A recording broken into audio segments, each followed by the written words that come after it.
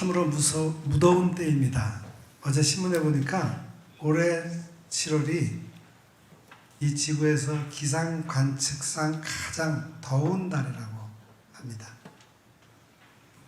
성경엔 여름에 대해 얼마나 기록되어 있는지 신구약 성경을 다 뒤져서 여름이라는 말을 찾아봤더니 우리 개역 개정 성경에 24곳에 기록이 되어 있습니다.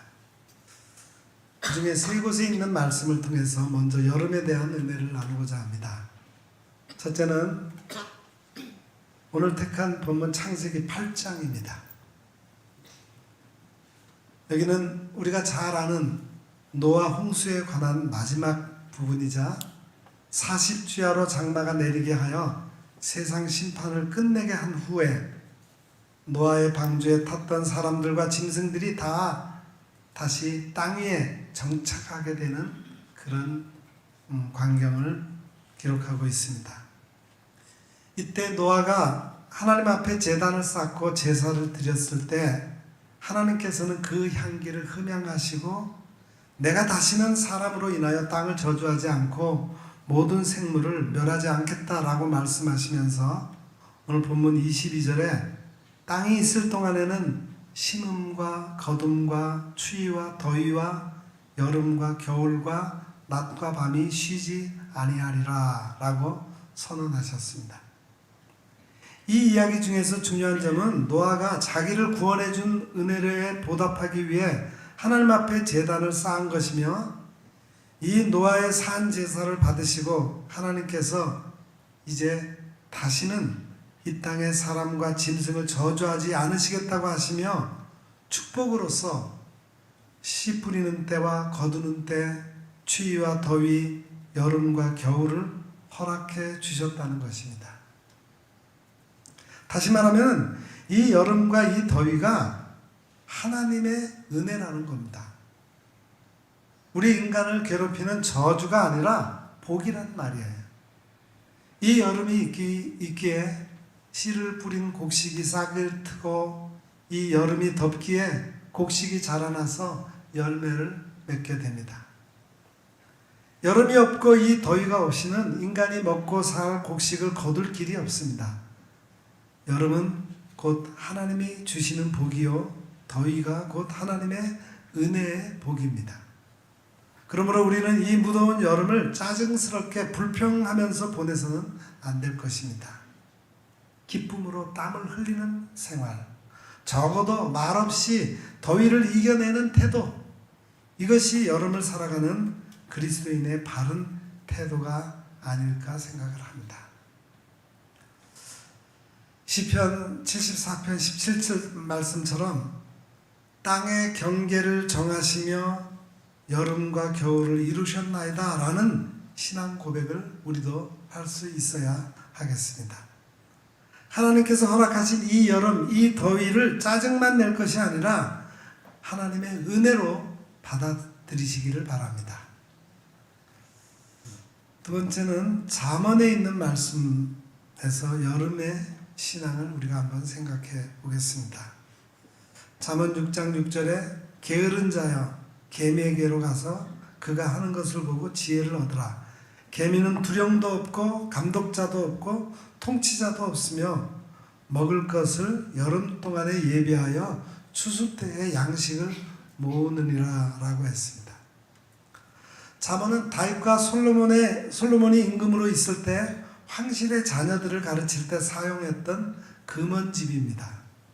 그래서 이 책 머리에 보면은 잠언 1장 4절에 어리석은 자도 슬기롭게 하며 젊은 자에게 지식과 근신함을 주기 위함이라고 했습니다. 게으른 자는 개미에게 가서 그 사는 모습을 보고 지혜를 깨치라 했습니다. 개미에게 배울 점이 무엇인가 하면 개미는 우두머리도 없고 지휘관이나 감독관이 없어도 여름 동안에 부지런히 일을 한다는 겁니다. 이 잠언의 말씀을 읽으며 깨닫게 되는 것은 여름철을 사는 그리스도인의 생활 철학으로서 여름 동안에 해야 할 일을 그때그때 미루지 말고 다 해야 한다는 것입니다. 여름철은 우리에게 주어진 기회입니다. 이 기회를 선용해서 미래를 위한 준비를 해야 할 것입니다. 흔히 우리는 여름 동안에는 아무것도 하지 않아도 되는 것으로 착각하고 있습니다. 휴가라는 말 자체가 그런 여운을 풍기는 말이기는 하지만 쉬는 것도, 그래서 몸과 마음으로 회복시키는 것도 여름에 해야 할 일 가운데 하나입니다. 우리는 여름철 석 달을 다 휴가처럼 보낼 수는 없습니다. 일주가 되든 반주가 되든 휴가 기간에는 휴가로 보람 있게 보내고 나서 부지런히 여름 동안에 할 일을 하는 것이 잠언의 참뜻이며 계명에게서 배워야 할 지혜입니다. 세 번째는 복음서의 마태복음 24장 32절의 말씀을 보겠습니다. 무화과 나무의 비유를 배우라. 그 가지가 연하여 지고 잎사귀를 내면 여름이 가까운 줄 아나니 이와 같이 너희도 이 모든 일을 보거든 인자가 가까이 곧 문 앞에 이른 줄 알라. 이 말씀은 마가복음 13장 28절 이하와 누가복음 21장 29절 이하에도 있는데 공통적으로 인자가 오시는 날과의 관계에서 기록되었습니다. 인자가 구름 타고 권능을 떨치며 영광에 쌓여 오실 날이 있을 터인데 그날이 언제 있는지 모릅니다. 그러니 무화과 나무에 새 가지가 돋고 새 잎이 돋으면 여름이 가까워진 줄 알게 되는 것처럼 너희는 이런 일들이 일어나는 것을 보거든 인자가 문 앞에 가까이 온 줄 알라고 했습니다. 말하자면 이런 계절의 변화가 생길 때마다 천국이 가까이 온 줄로 알고 늘 깨어 있으라고 한 것입니다. 이 복음서에 기록된 여름에 대한 기사를 읽으면서 우리 그리스도인은 여름일수록 바른 신앙 자세를 가지고 살아야 되겠다라는 생각이 듭니다. 여름이 오면 인자가 가까이 온 줄 알라. 여름이 와서 무화과 나무가 무성해지면 하나님 나라가 가까이 온 줄 알라는 것입니다. 그 시간이 언제 있는지는 모르지만 늘 깨어 있으라고 경고합니다. 흔히 여름철에는 교회도 방학하는 것으로 생각하는 교인들이 없지 않아 있습니다. 여름철만은 내 멋대로 교회를 떠나서 여행도 하고 자유롭게 지내다가 가을에 날씨가 좀 선선해지면 교회에 나가면 되지 않겠나 하는 사람들이 없지 않아 있습니다. 사실 우리도 인간이기에 지루한 여름날 교회에 가면 무덥고 찌기만 하는데 몇 주일쯤 빠져도 괜찮지 않을까 이렇게 생각하는 때가 있을 겁니다. 그러나 오늘 읽은 복음서의 말씀은 우리에게 너희는 무화과 나무를 보고 배워라. 가지가 나오고 잎이 나면 여름이 오는 것처럼 여름이 오면 인자가 문 앞에 다가온 줄 알아라. 그러나 그날과 시간은 아무도 모른다고. 그러니 조심해서 항상 깨어 있으라. 늘 깨어 기도하라 라고 합니다.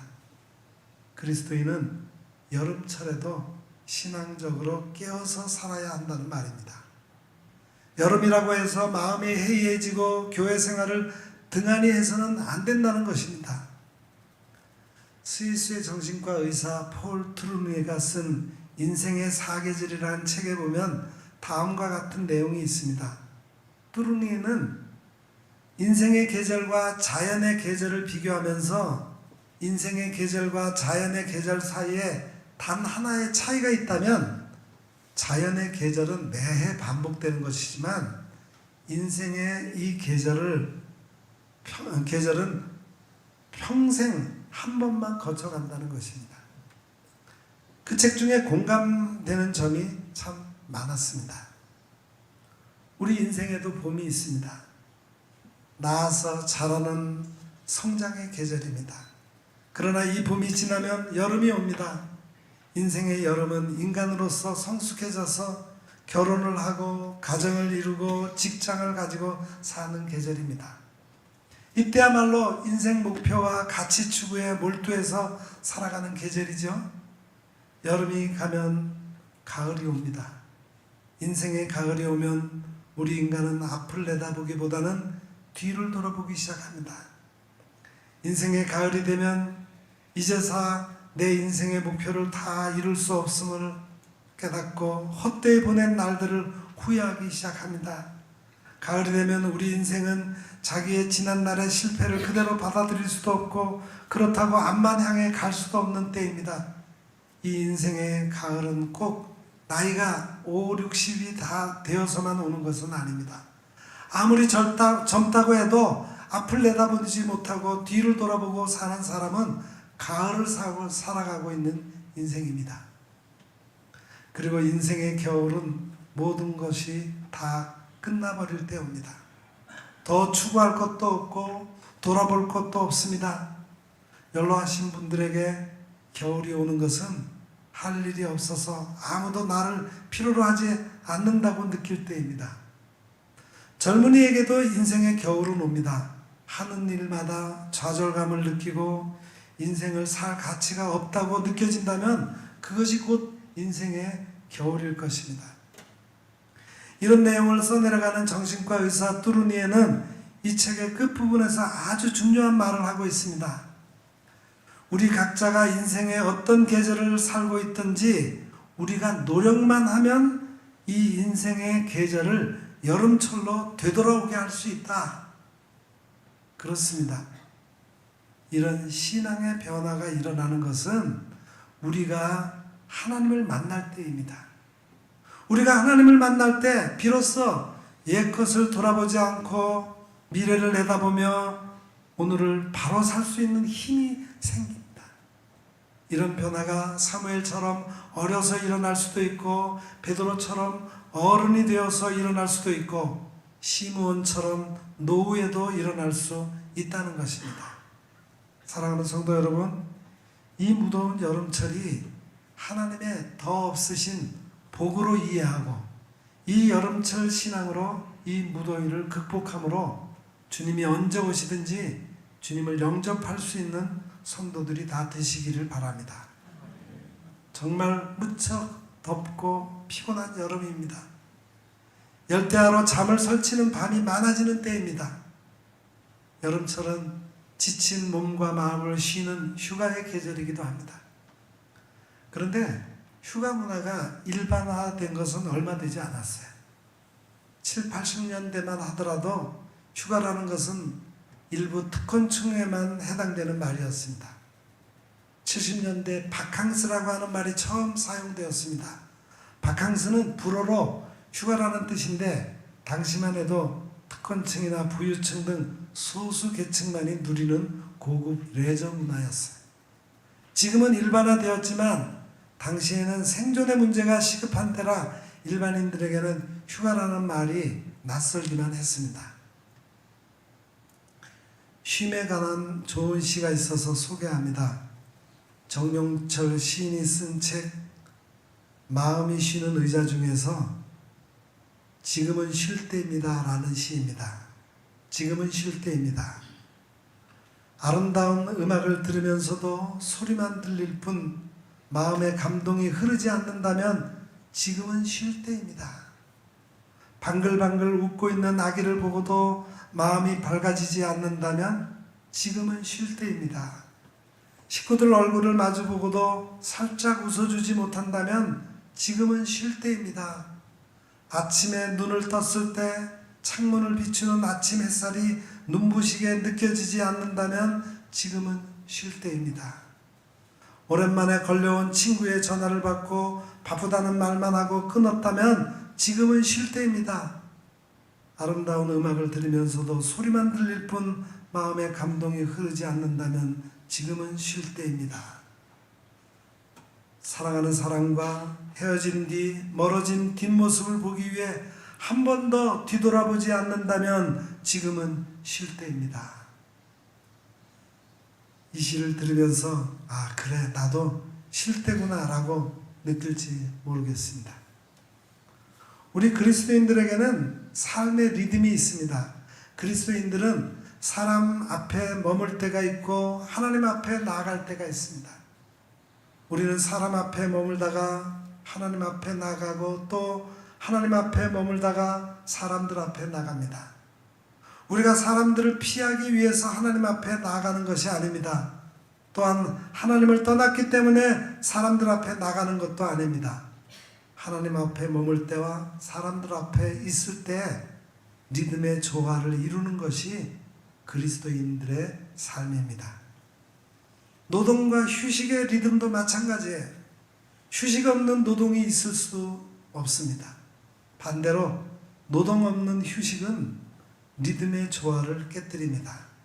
마찬가지로 노동과 휴식에도 리듬의 조화를 이루어야 합니다.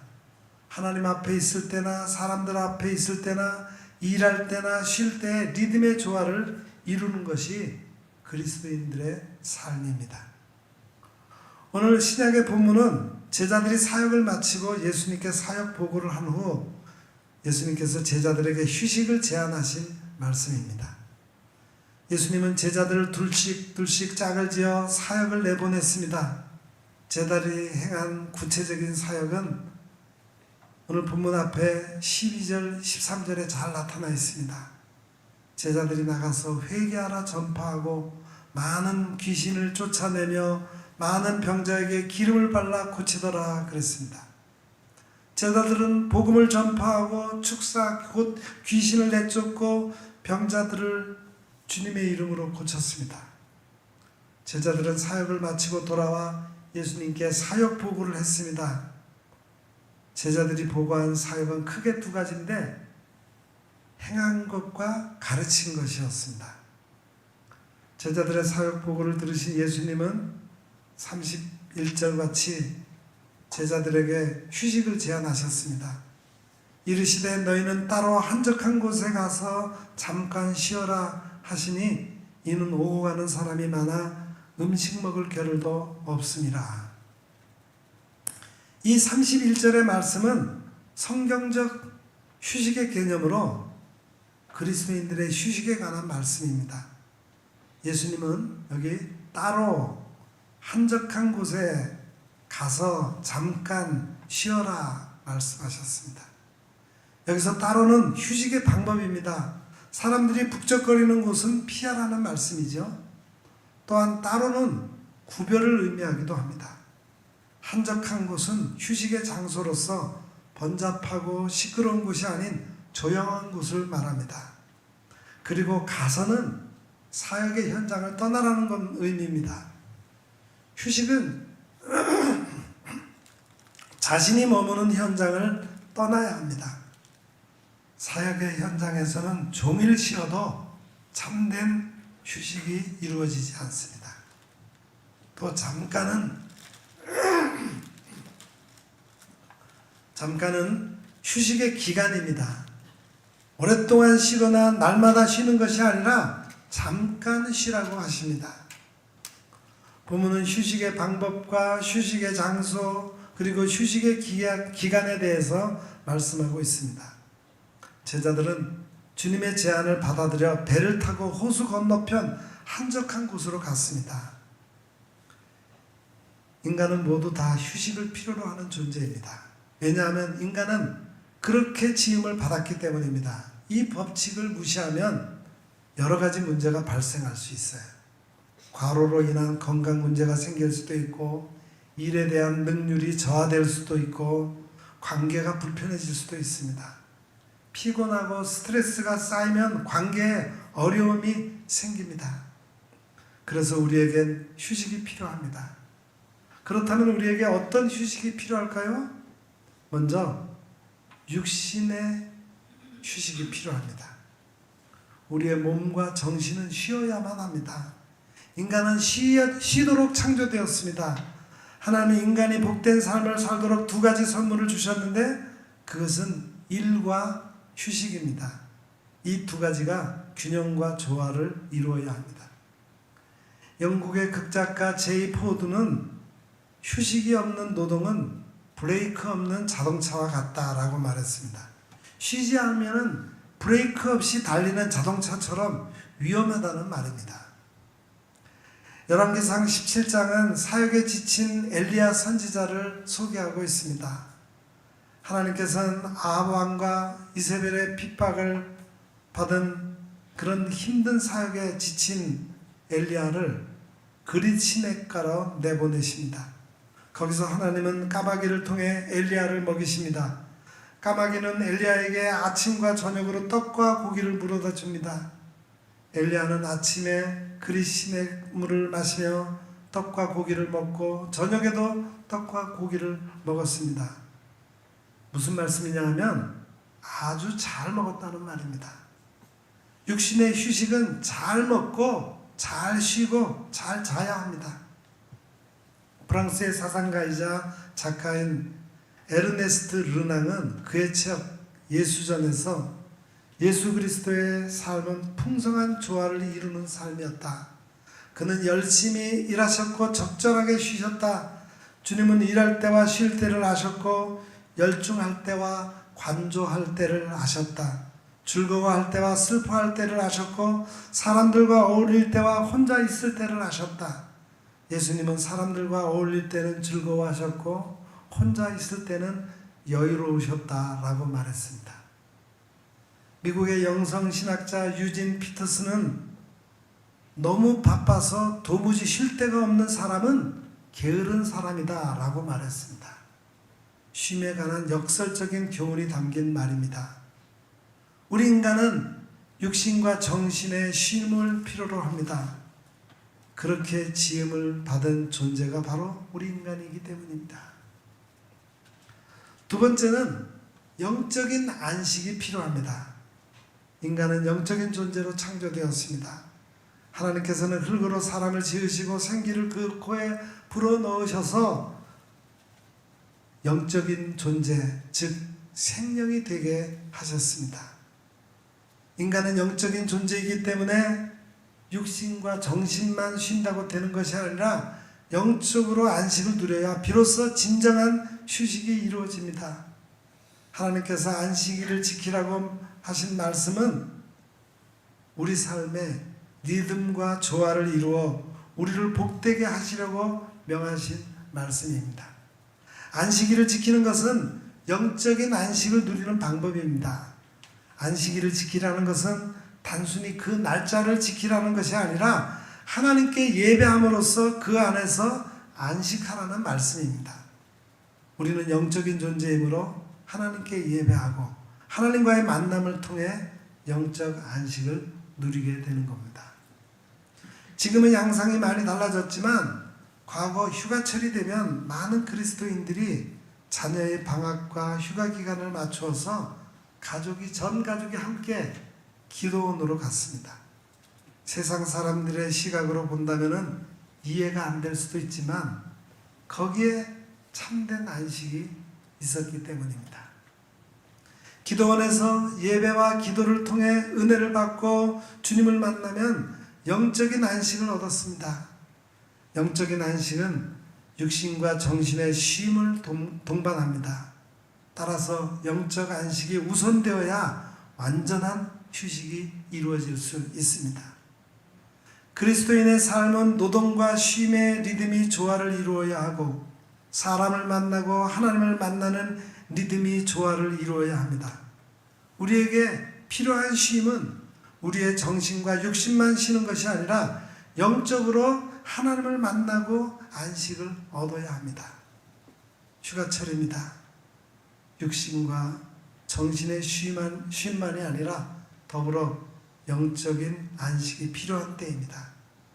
예수 그리스도 안에서 몸과 마음의 쉼뿐 아니라 영적 안식도 이루어져 영과 육이 건강하시기를 축복합니다. 기도하겠습니다. 하나님 아버지, 오늘은 하나님이 여름을 우리에게 주신 이유가 무엇인지 알게 되었습니다.